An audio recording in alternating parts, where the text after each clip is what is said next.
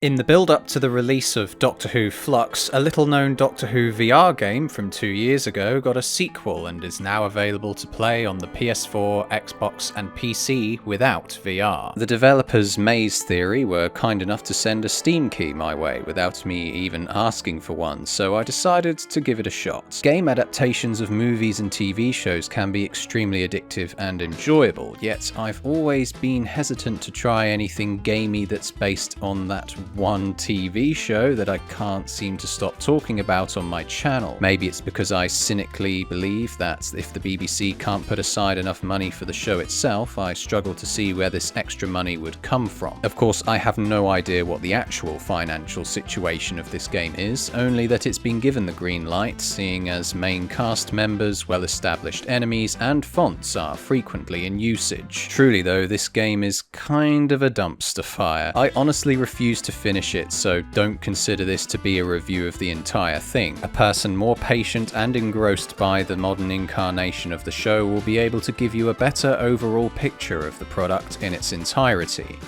I'm going to be talking you through why you shouldn't buy this game at all. Not because it's a bad Doctor Who story, but because it's just a terrible game. It took me 2.5 hours of playing this game to realise just how bad it was, without even hearing or seeing David Tennant. He was the bait that got me to give this thing the time of day, and I'm saddened to say I'm not even fussed that I missed him. First things first, and sorry to be all total biscuit right here, God rest his soul, these menu settings are horrendous. Brightness, or gamma, not really sure which, is changed in 0.05 increments, leaving you to adjust it based on the background image, which itself is relatively dark. This is fine until you actually start playing the game and are guided into pitch black and nighttime segments. One allows you to navigate a room in total darkness, and the other is just bright enough to see without the need of a torch. Players shouldn't feel the need to adjust this setting every time they go into a different location. Camera sensitivity is in an equally annoying format and seems to only affect your first-person sensitivity, not how you interact with objects in the world.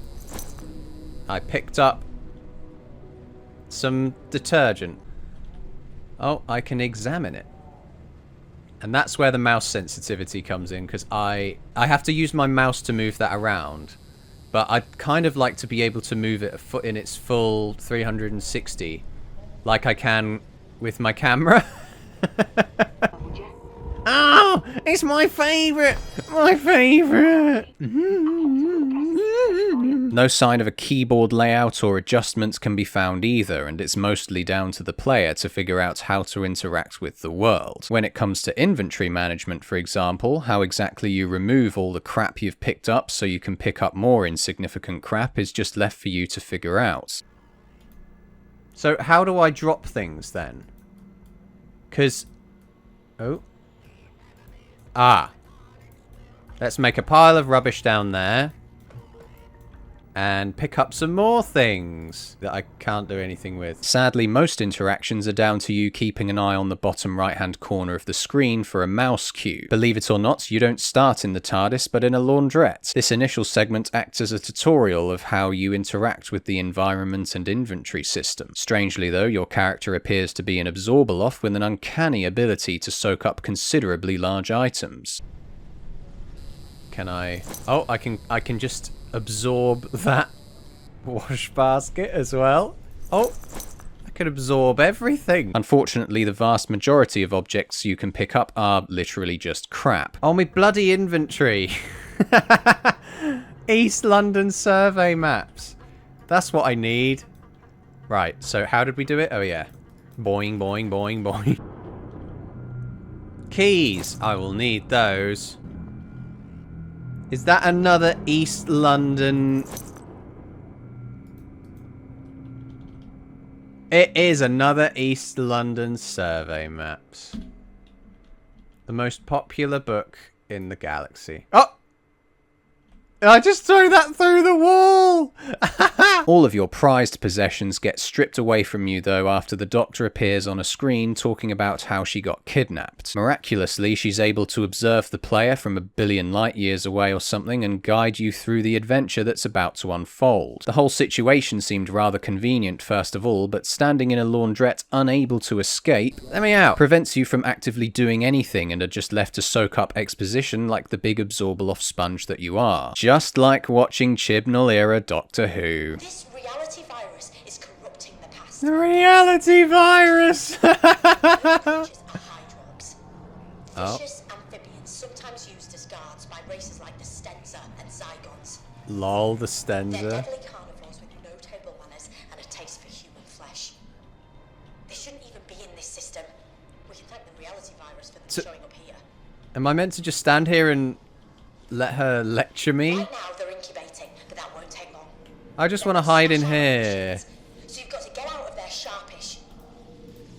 Nah, I think I'd rather just open and close washing machine doors all day. You then enter a room where you have to find a 4-digit code to unlock a safe. This was where the dialogue of the game reached peak irritation. We could really do with a hand from Yaz, Ryan and Graham. Oh no, we really couldn't. Whilst rummaging around the room for the code, the Doctor repeats this same couple of lines about what number she'd use for her own safe until you solve the puzzle. It definitely breaks the immersion of the situation, seeing as she says exactly the same words in exactly the same way each time. You've got to find the combination to the safe. It's 4 digits. If it was my combination, I'd go for 1019 personally. Lowest 4-digit safe prime number, obviously. Combination to the safe. Yes, is 4 I digits. If it was my know. combination, I'd go for 1019. Oh my god, as if you're Lowest repeating 4-digit safe prime yourself. number, obviously. You find that later puzzles have this exact same problem, except there's a frustrating amount of pressure on the part of the narrator to hurry up and figure it out. Inside the safe is the blessed sonic screwdriver. Don't get me wrong, nostalgia goggles were really tightly on when I got this item. Oh, I love my sonic screwdriver, so don't lose it. Oh. Aww, so cute. Can I... Oh, it doesn't work on wood. Nice. Yes, I found myself retrospectively wondering how or why the screwdriver ended up in a safe in East London. Outside, you find the hideous world of the time glitch. The Daleks are roaming the skies and patrolling the ground. Ah! Which sounds great, if it wasn't for one of the clunkiest detection systems I've ever seen in a game. Weird. What? They look terrible. Humanoid detected, sterilizing. Where? What? Huh? What happened there? I literally don't know what happened there. Are those like Dalek ships and one of them just decided to eat me? How did Mr. Wait, are you serious? They don't even blast you? Come on, let's do it again. Oh, wait, what? A little white thing's coming out of it? Let's go. Shoot me with your white... Oh, yeah. Oh, yeah, cover me in white stuff. Even when you start beaming things up to the sky, a Dalek ship appears right above you and does absolutely nothing. Oh, and look, there's a Dalek. I'm so scared. Your main objective in this location is to build a machine that summons the TARDIS. Sounds like a great idea, but winds up being pretty weak in its execution. Both this and the following level contain 3 fetch quests for bits lying around that allow you to progress the story. By focusing on the collection of items in the world, you find yourself focusing more on the areas around you. This would be fine if said areas didn't remind you that a game made in 2021 looks worse than Portal. When you finally do get the TARDIS to appear, it becomes clear that your character is in fact 100% Absorbaloff. Well, shit. Let's go. Oh, that's good. Come on. I'm too fat. I can't get through the door. I'm sorry. I can't go in because I'm too fat. Nice escape from the laundrette, mate. That's what I call it. I'm stuck.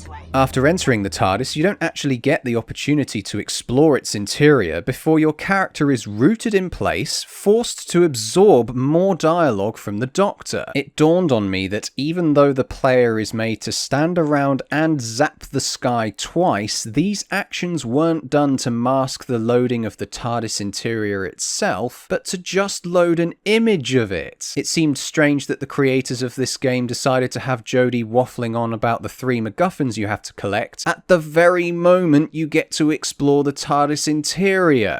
But I need 3 pieces of Zyton to power the manipulator through the time vortex. Getting the Zyton is where you come in. And if you want a reminder of what's at stake, take a look behind you. An improbable fact. That's what's at stake. Your world. And What? countless others. To have them then assume that you would be just standing and facing the Doctor's big zebra face the whole time breaks the immersion once again. The Doctor then guides you on how to fly the TARDIS. Being put into the Doctor's shoes again was nice, but the moment itself didn't make tremendous sense. Like, who programmed the TARDIS to fly from Earth to this cracked planet nearby? If this travel can be done remotely, why not do it again? Instead of this, you have to flick switches and turn wheels in the right order. Despite the Doctor claiming she would guide me, it wasn't clear at first that the placement of lights over wheels and switches was indicative of an order. I found myself frustrated that the Doctor didn't just say, "Follow the flashing lights," but instead kept repeating, Not quite. Give it another shot. What did you do that for? Give it another go. Not quite. Give it another shot. "You're so helpful." Give it another shot. What? Why would the Doctor... What? Oh. Ah.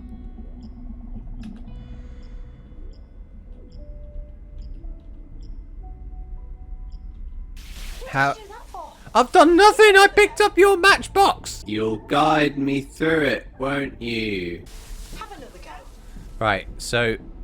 It's all shiny, isn't it? It's just... Oh, it's showing me the order, and I'm stupid. I mean, I got there eventually, but I think it might have been more immersive if the Doctor had made it clear we were playing Simon Says and not taking hallucinogenic drugs to make shining lights appear in front of my eyes. Once the TARDIS landed, we obviously couldn't leave immediately because the Doctor had more dialogue for us to absorb. Instead of loading the next area whilst this was all happening, the screen faded to black and my character teleported to the front door, unable to return to the console. See, look, I can't even go back into the TARDIS. And now, like, my frame rate's gone down. Alright, let's go.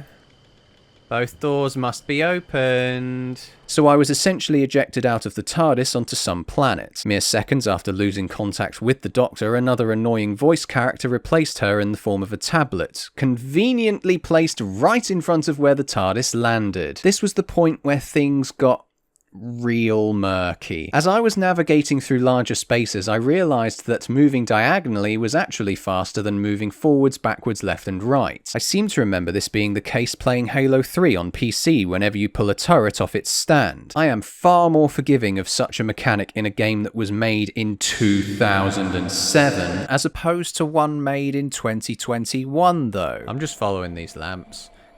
Going zigzag because it's faster. As you can see, it suddenly became nighttime and you have to navigate through a bunch of campsites for yet another fetch quest. The first thing you would presumably do is unlock this box and take the torch. It felt strange to be given this, considering the Doctor uses the sonic screwdriver as a torch and fills up your limited storage capacity. Strangely, that tablet, baseball bat and electric guitar that I picked up never appeared there though. The quest itself was more frustrating than flying the TARDIS. You have to collect 4 coloured things and put them in the corresponding slots. Trouble is, specific pieces of game design prevent this puzzle from being satisfying alone. Let's start with the boxes scattered around the map, because I still don't know if they are buggy or deliberately obstructive. I mentioned the one with the torch, it being the first one you find. Naturally, you would assume the others would have goodies in them also. The second one I came across simply wouldn't open, despite the screwdriver mouse cue and fancy orange sparkles. The third and final one of the area was openable, and yet had nothing inside it. 2 out of 3 chests that might prove useful are just red herrings. What was even the point in putting them in here? The next problem was invisible walls, which in and of itself is immersion breaking and also discourages exploration. What is this? Oh, invisible walls, my favourite. Let's keep looking around. Can't go that way because there's an invisible wall. Can't go that way because there's an invisible wall. What about that? Can we go up there? No. Invisible wall. When you put invisible walls like that in your game, I immediately think, right, there is a set path that the game wants me to go on. So when I see a path off to the side like that, I naturally ignore it because I think, oh, I can't do that. There'll be invisible wall there. All it would have taken to get around this roadblock would have been the narrator saying, you haven't found all the bits yet, go back and find them. You even get a journal of collectibles that you find on your journey, which is of absolutely no help whatsoever. We know what the Daleks are, we know what the sonic screwdriver is, and we know what the Tardis is, but this is not helpful.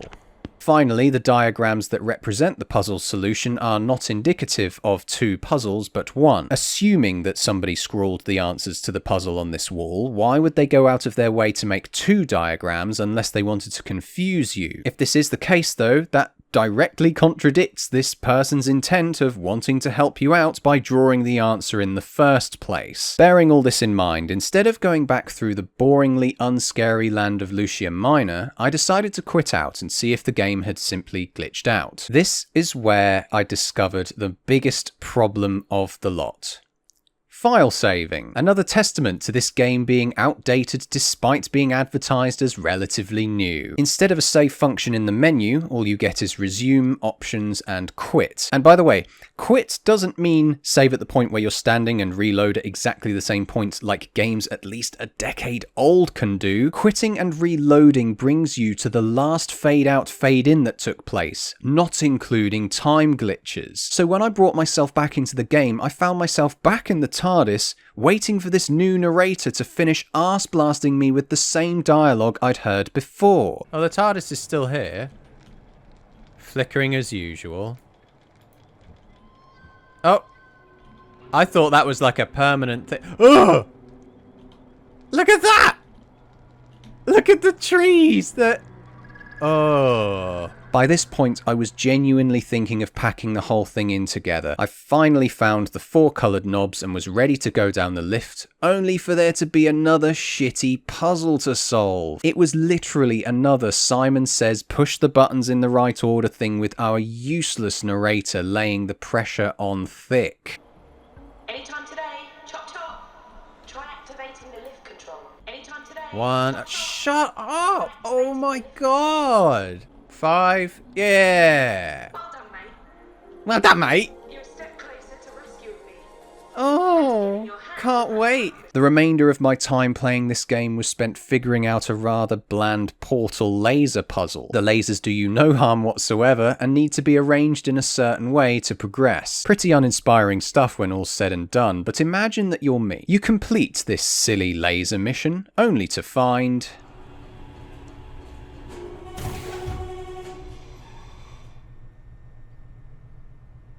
Oh. Hello.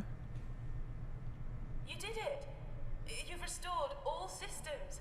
I'm getting to like you. And at last, we meet properly. Face to face. I'm Emma. Sorry, we've already done that. Just so pleased you're here to rescue me. But... I've been locked up for ages. I'm over here. Over here. You're looking right at me. It's me. Emma. Help me. Help me! So you're just the ship's computer? And I'm back in the room. Oh. I'm so bored. Just blow everything up. That'll sort it. Brilliant. I can access the time crystal and eject it from the unit. Look at all this crap.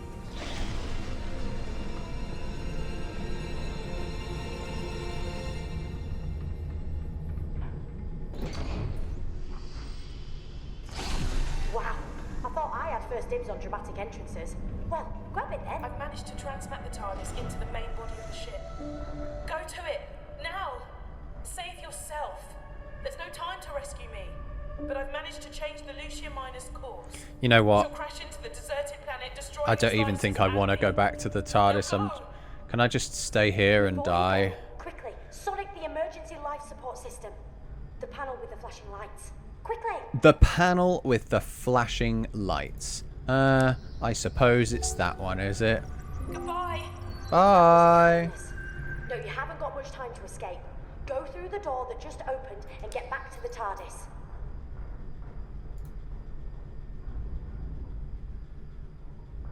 I'm staying here and I'm gonna die. Thanks, but no thanks. So that was it. I was finished. But you know, I was tempted to see it through to the end. It couldn't have gotten much worse than that, could it? I still hadn't found David Tennant either, so I woke up the next morning, a bright, shiny new day, and opened the game to find... Wait. Please don't tell me I have to sit through all that crap again. Welcome to the SS Lucia Minor, the largest starship in space, with over 2,000 environments realized for your enjoyment. Where is the save function? Sponsored by the friendly assassins of Bulgaria's Where is the save function? is mildly irritating. Mildly irritating? That's you understatement of the year. So you actually mean to tell me I have to do that whole puzzle segment again as well? I just want to see Tennant! This can't be for real. Oh my god. I don't want to no, fuck this. Fuck this. There comes a point where it's just not worth the effort. And now, to sum it up, so, did it suck? Yes. Don't buy this game. Tremendously sucky game. This game is just sheer pain. The dialogue is atrocious. I probably should have just gifted this Steam code to somebody who actually might play this and enjoy it. Fuck off.